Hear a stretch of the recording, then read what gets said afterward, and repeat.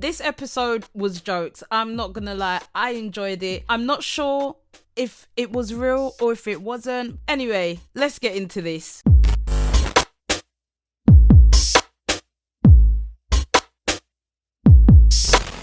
Yes, people, this is your girl Aleisha Lee, and welcome back to another episode of Aleisha Lee Reviews. And yes, we have arrived. This is the final episode in Black Mirror Season 6. This is episode 5, Demon 79. Let's get into this. We are introduced to Nida. She is in her home and she is getting up, getting ready to start her day. Now, what I like about this, before we even begin, is the setting is giving that old school 1970s theme, and also the way that it's filmed as well is giving us that kind of old school vibe, and it's completely different to anything that we've seen in Black Mirror. This is actually a part of their Red Mirror series that I think is going to be a series that comes soon, so let's stay tuned for that. We see Nida on her way to work. She works at a shoe shop in town, and we see her staring at the mannequin, looking at that mannequin like, I wish I could be you.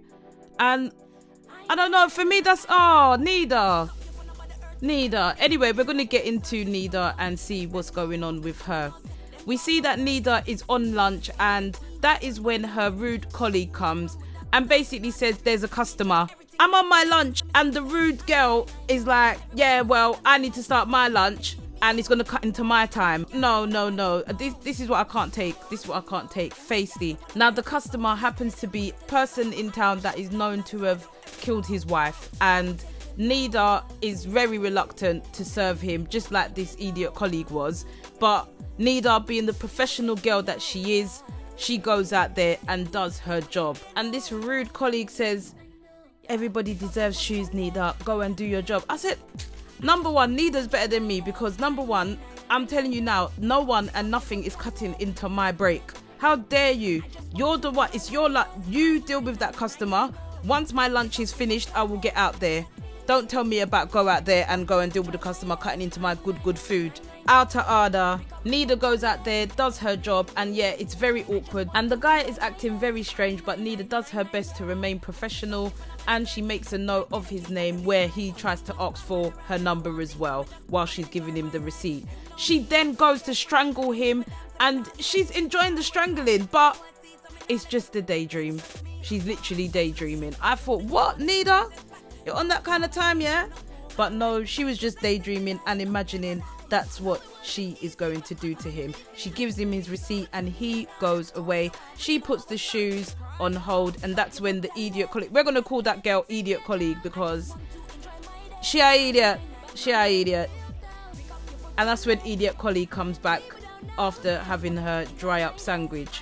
As Nida is closing up the shop for the day, we are then introduced to Michael Smart. She notices there's a crowd outside listening to him, trying to get people to vote for him in the next election. And that is where he alludes to making sure that the community is for certain people. That's what I gathered from it. And when he did make those remarks, he was looking directly at Nida. Nida feeling uncomfortable and, not feeling included. She just silently walks off back to the shop. Imagine that though, like there's people there asking for your votes, and then they're basically trying to say that people like you are not a part of that. They don't want people like you within their community. She's already feeling isolated, and having to come out after a long day at work to witness that, it must not be nice for Nida. As Nida is getting ready for work in the morning, she leaves and notices a sign on the door. Someone has left graffiti on her door, and it isn't very nice, seeing that and knowing that people are threatening you and threatening where you live. It's not very nice at all for Nida. Now she is at work and she is met with her boss, basically saying to her that she needs to eat different foods or sit somewhere else. He's basically got a designated place that she can sit and eat her food, all because of her colleague complaining about her. Whilst having her lunch in the basement, Nida comes across a few newspaper articles that show what happened years prior.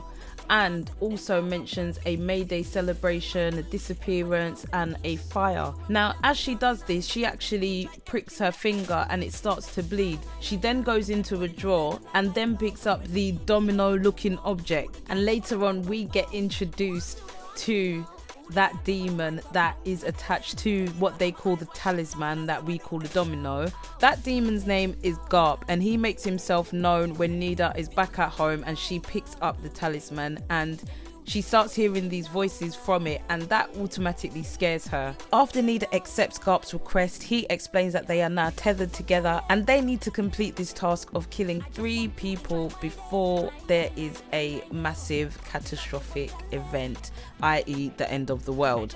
Now Nida is obviously shocked. She can't believe what she's hearing and she is stunned because Gaap, he appears as this massive demon, and he makes sure that he changes his appearance to become more appealing to Nida in the form of the Boney M frontman, and he says, this is what you like, this is what you can take, so here I am. And as he's explaining this, Nida is completely in shock. She can't believe what she's hearing. Gaap shows Nida what it will look like if they do not complete this mission, and Nida is absolutely terrified. The whole scene just becomes a different world and it is falling apart, and her eyes reminded me of the episodes in The Entire History of You where their eyes completely roll back when they're going through their memories. After seeing these visions, Nida completely freaks out. Gaap explains to her that he doesn't want the apocalypse to come either, and all they have to do is deliver 3 sacrifices over 3 days.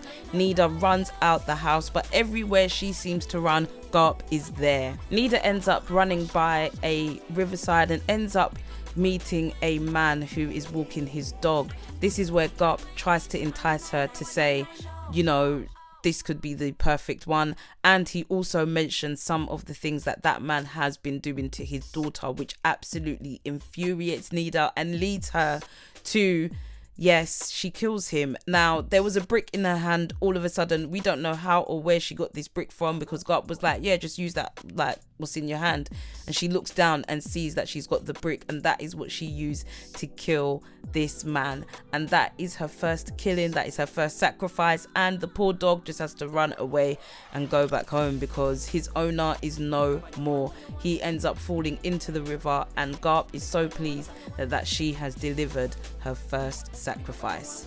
Nida runs home absolutely feeling sick, literally, and Gaap lets her know that the talisman is now showing that she has made one of the sacrifices as one of the tails disappears. Next, we are at the police station and we see that the officers are looking for a missing person. Now, this person was missing since last night and his wife has called reporting him missing. Now, the lead police officer, he doesn't think much of it and he's like, yeah, you know, he's out, you know, enjoying life. And the other officer explains to him that his dog managed to get home, but he didn't. And I think this is what raises the lead officer's interest because, yeah, very strange. They go to visit the wife and she shows them a picture of her husband and lets them know some information about him. So this will hopefully help them in the search for the missing man. But we know what happened to him. We know what happened to him. Nida, we know. Nida gets to work late, and that is where she is met by her cruel colleague, and Gaap gets to see for himself how cruel she is and sarcastically says, well, she's nice, after Nida lets her know that the reason why she was late is because she was sick. But obviously she doesn't care about Nida, this girl. Anyway, Gaap thinks that she'll be a good nominee for the next sacrifice, and I don't want to say that we all agree, but I mean, this girl, she's absolutely ridiculous. There's just no need for it. Next, we see the police end up finding the missing man's body, and yeah, they now know how serious this is. This is now a murder investigation, and they're gonna have to do everything they can to find out who done this. After work, Nida is back at home. She is really down after what happened the previous night, and she just doesn't want to do anything. And Gaap is trying to explain to her, like, do you want the apocalypse to happen? He's showing her what's going on the TV and saying it's already manifesting. Like, do you really want this to happen? You need to get focused and you need to get onto the mission at hand, and that is to get 2 more sacrifices. He entices her to go down to the pub, and that is where she goes down there. She has never had a drink before, but she is drinking tonight. She is drinking away, trying to get that courage, and that is where she is met with that creepy guy from the shop. That is going to be her next sacrifice. Nida sets the plan in motion as she sees him leaving the pub, and that is where she lets him know that she is down for a good time. He then takes her back to his house, and it's just absolutely not. And that is where Nida then starts to get the plan in motion to take him out. And as he's trying to explain what happened with his situation, that is when Nida goes for it, and they tussle and bustle, and that is when she takes him out. But as she does that, and as she's about to leave, that is when someone else comes in, and they begin to tussle and bustle, and unfortunately Nida has to take him out as well. And that is just in the nick of time, because it is nearly midnight. Now, when they get back, Gaap informs Nida that she has done it. The mission is completed. That's 2 in 1 night. It's looking great for them. But when he looks at the talisman, he realizes that only one of them has gone. He makes a call to the headquarters, and they inform him that unfortunately, because the person had been involved in a murder, and that was the guy that killed his wife, he doesn't count. So there is 1 more sacrifice that needs to be made. Gaap is kind of shocked as well, because he didn't understand the rule. Remember, he's new to this game as well. So for them, they are not back to square one, but they do need to make another sacrifice. Nida is completely devastated by this news, thinking that she's already done what she needed to do, that she didn't actually want to do. And Gaap explains that if she doesn't do this, then he's going to be just forbidden to a life of nothingness, absolutely just peril, just nothing. And she just mocks him and says, you know what, you're going to get kicked out of demon school, when that's where he tries to explain it's a bit more severe than that. He's just going to be sent to a life of just non-existence in a way. Back at work, coincidentally, Nida ends up serving the daughter of the man that she killed earlier on, and Gaap explains to her that the daughter, she's, you know, in 2 ways. She's sad that he's dead, but she's happy that the abuse that she was facing is finished. And Gaap is trying to reassure Nida that she has done his daughter a favor by taking that father out. Michael Smart comes to visit the shop, and that is where the boss tells Kelly to see to Michael, whilst telling Nida, look at the state of the shop and fix it up. Like, the double standard here is just so rife. Like, it's just ridiculous, absolutely ridiculous. Poor Nida. Gaap then suggests that she takes the boss out, you know, just reverse over him, get rid of him. And Gaap is just giving all the suggestions, because Gaap does not want to be banished from demon school. He is trying to make sure that Nida makes sure this sacrifice gets done, so that they both complete their mission. Nida insists that Gaap shows her Michael Smart's future, and he's reluctant. He doesn't really want to, because he knows that the higher ups, they're kind of pleased with what Michael is going to do, so he doesn't want to really show her, because that might infringe upon their plans. But in the end, Nida makes sure that he shows her, and she doesn't like what she sees at all. She then confirms with him if he has done any kind of killing which will stop them from being able to complete the sacrifice, and Gaap explains that no, he hasn't. And yeah, she says it's him or forget it. He is the next target.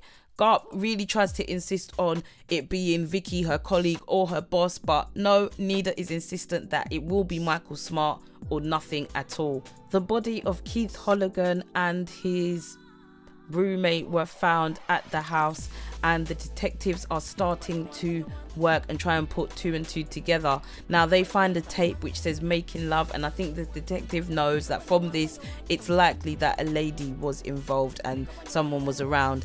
They go to the pub to try and find out information from witnesses, to find out who was there that night, who was seen speaking to him.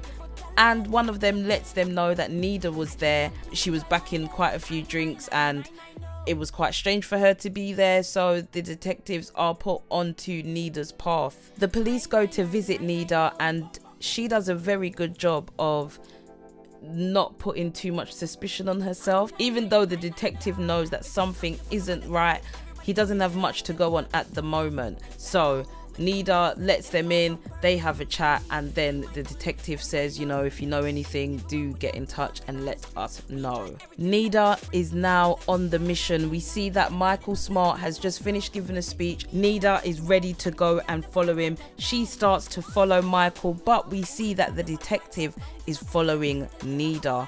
He is on her tracks and they are all behind each other, and that is when Nida decides to try and get the plan in motion. She tries to get Michael off the road and she succeeds. She gets him off the road, and just as she is about to try and take him out after him being injured from the crash, the detective comes out to stop her. Now, I thought the detective was very, very nice to Nida and very understanding. He was just trying to be so calm and just trying to diffuse the situation. Nida explains to him that if she doesn't do this by midnight, there is going to be a complete apocalypse, and he's kind of cool with it. He's just like, you know what, don't worry about it, like, it will be fine, let's just see.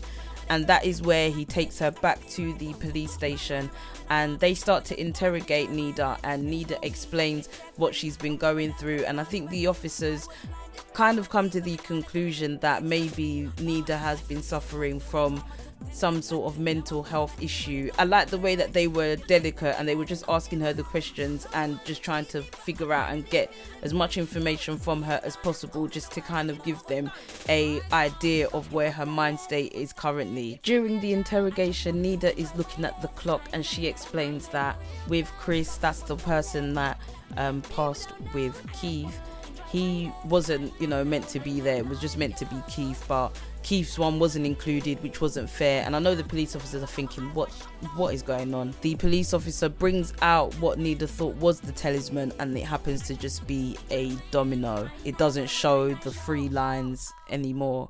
So this has got Nida just thinking, what's going on? And it's got us thinking, is this all in her head? Now, as we see, the clock has passed midnight. The officers are discussing the interview they've just had with Nida, and they do feel sorry for her in a way. The officer says to the head detective that she does feel sorry for her, and he reminds her that, you know, she has killed 3 people, so her mind is completely gone. They are aware of that. But just as they are discussing, that's when we hear sirens go off. And that is when we see it's the end, it's the apocalypse, it's the end of the world.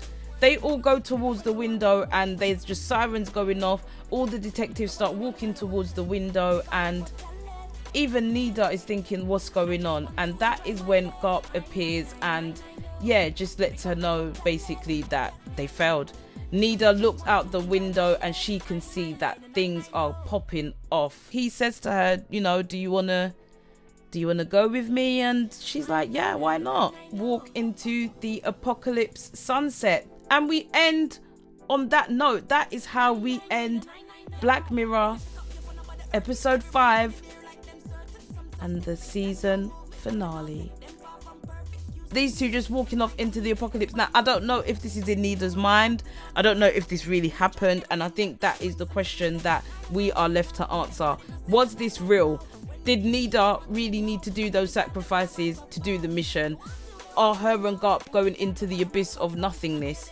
But then we do know and see that Michael Smart does survive. So therefore, it's likely that this was all in Nida's head, because we do see Michael Smart in the future. Anyway, this episode, I'm going to give it 8. I'll give it 8 boys out of 10 because I thought it was quite interesting, this episode. Again, we are going back into the past and it was interesting to see how it was filmed. I like the way that it was filmed. I thought it was really comical at times as well, although it was a serious subject in terms of Nida's mental health and her state at that time, and also it highlighted issues in regards to racism and what people were experiencing during that time, especially with politics, just being treated unfairly based on the colour of your skin. So I do think it definitely was an episode that highlighted those things as well. But in regards to whether that was real or not, I don't know. I'm going to leave it up to you guys. Leave a comment down below and let me know what you think about that episode, and if you think that was all in Nida's mind or if that was actually real and that happened. Let me know in the comments down below.